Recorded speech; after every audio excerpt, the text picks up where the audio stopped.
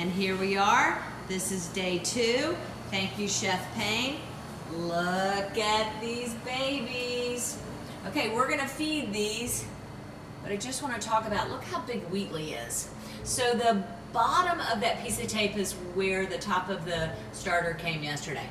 Roger that. He is our rye starter that we use the medium rye, and then Gruff is our rye meal. So he's making some movement for sure, but we're going to start feeding him with the rye meal. Roger's done a great job. You can see all that fermentation. So this is just producing from wild yeast. Isn't that amazing? All that CO2, all those bubbles, that's all CO2. So super cool. So we already have some serious movement. We've kept these overnight, 24 hours in a proof box, holding it at 80 degrees. Okay, so we're gonna bring this out and we're gonna feed them. All right, we are back in lab. We have taken out, hey Chef Payne. Hi. How's it going? Great. We are getting ready to feed our starters day 2. Here is the formula for the rye starter. So we did day 1 yesterday. This is day 2, and then we'll move to days 3, 4, and 5. They're the same. The only thing that's different from these days, 1 and 2, and 3, 4, and 5, is that 3, 4, and 5 we have to start feeding it every 12 hours. Day 1 and day 2, we feed just once a day. So we've got the water measured into the bowl. It is our unchlorinated water. Chef Payne is now measuring the day 1 starter. We're following a formula here. So she's measing this right into the water, which is just perfect. She's going for 125 grams. She's getting there. And then we're gonna mease the flour into our water and starter. I always like to think of starter as water when I think of an ingredient, because I like to add the starter to the water, then the flour. I guess you can act like it's the yeast.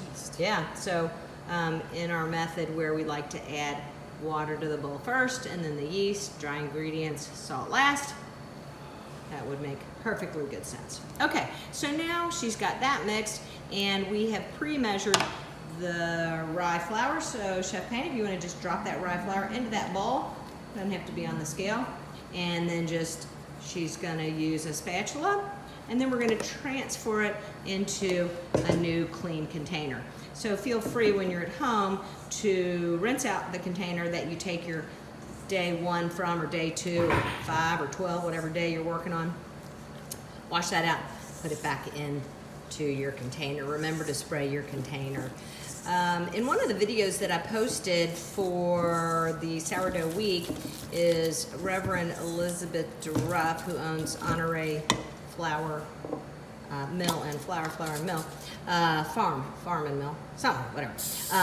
So she says to keep your starters uncovered, but I keep them covered. So it works for me the way I've done it my whole life. So if you decide, she uses a piece of cheesecloth on top of hers, and I think that's to allow oxygen to get to the wild yeast, but I seem to have no problem with it when I put a lid on it. So it's your call, you all can do what you want, but I think protecting it from any debris that might fall into it is a good idea.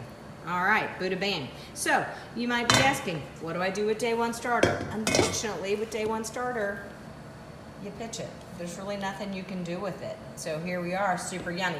Gruff is our experiment. We started with the whole kernel, almost. It's supposed to be meal, but the kernels were larger than meal.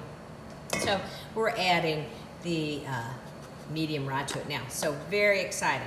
So now Chef Payne's gonna move on to feeding Roger. While she does that, I'm gonna put her water on the scale. And then she's gonna grab Roger, day 1, and she needs 125 grams of Roger. And we're just gonna do the same process. The aroma from Roger is much stronger than the aroma from Gruff. Did you notice that, Chef? I did, very first thing. And see how kind of loose this mixture is? Very nice, very nice. So we're working on 125 grams. So we're using the same formula for Roger That as we did for Gruff. I just want to see what the difference is in the end, starting with those whole grains versus starting with a flour, a rye flour. Beautiful, Chef Payne.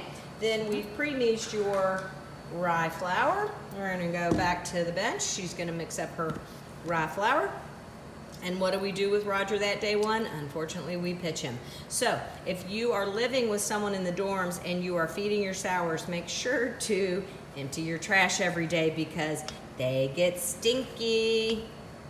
But stinky good, stinky good. You all might not enjoy them as much as Chef Payne and I do because that aroma is fermentation.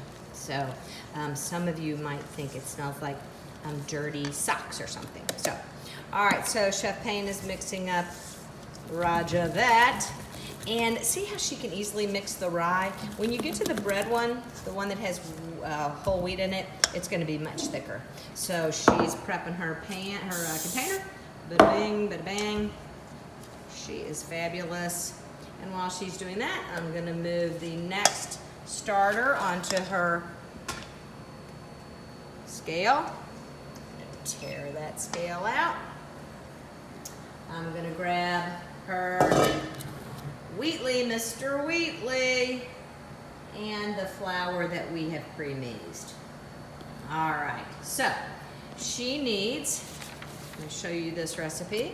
So this is the formula, and you all will have that in your hands soon since we mailed out your packets, and this is in the envelope that we mailed to your home. So day one, we did this yesterday. That's Wheatley, day one. So day two, and we're doing half a recipe here. So she needed 75 grams of water. We've got that. She needs 125 grams of day one.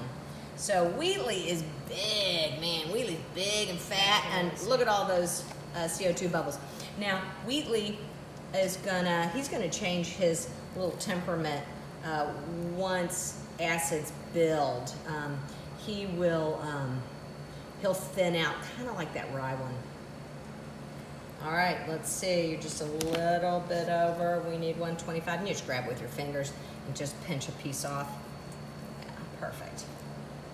All right, almost there, Chef Payne. Almost there. So this is a great example of what I like to do with all of my pre-ferments when I add them to the final dough. I like to add them to the water and see how he's kind of stiff. And that water, I like to massage it around a little bit in that water. So Chef, you're gonna need to use your hands and just massage and soften that pre-ferment. And then as soon as you kind of get that soft with the water, I'll give you your flour and you'll be good to start kneading. And this one will knead up just like a bread dough, just like it did yesterday. And you can do this by hand. All you need to make a sourdough is a bowl, some flour and some water every day, and the little mitts that your parents gave you when they birthed you. Okay, so here we go. The tools God gave you. The tools God gave you is right. All right, so what do we do with day one of the sourdough that we're not using, Chef Payne? Bye-bye. Bye-bye, we throw it away. A lot of people are sad about that, and the Reverend DeRuff, Elizabeth, who you all will be watching her videos, she has developed a formula where you don't throw any away because, and I have had students that were really upset with the fact that they threw their babies away every day. Well, we eventually use them and put them in bread and eat them, so, well, I'm not sure which is worse. Anyway, so Elizabeth has developed a formula where you don't pitch any of the starter, but she starts with just a minuscule amount, and you can see that, and you'll notice that in the video that you'll be watching. They're long videos, and she's very thorough in explaining everything, so just be patient with her. There's some things you can fast forward through in those videos because we're not going to be reconstituting yeast like she does, or reconstituting a sourdough starter, a dry sourdough. So anyway, Chef Payne's doing a bang-up job here, and she's working it until we get all of the flour hydrated, and she's looking gorgeous. She is gorgeous. I'm gonna spray her container, and she's gonna drop that baby in there. Press it down.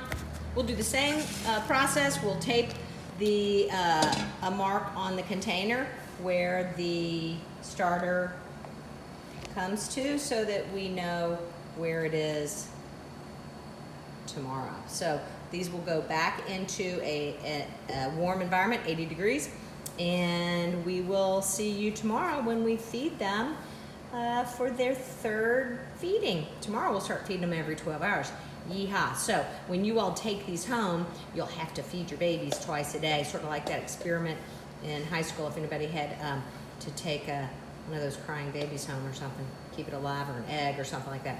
Okay, so see you tomorrow. We'll feed twice tomorrow, so make it work for your life. If you want to stay up late at night and feed a baby at 3 in the morning, that's your own choice, but I usually set mine at 8 in the morning and 8 at night. All right, Chef Payne, what do you think about that? I love it. I love it. I can't wait. 12 hours. 12 hours. Next feeding. See you soon.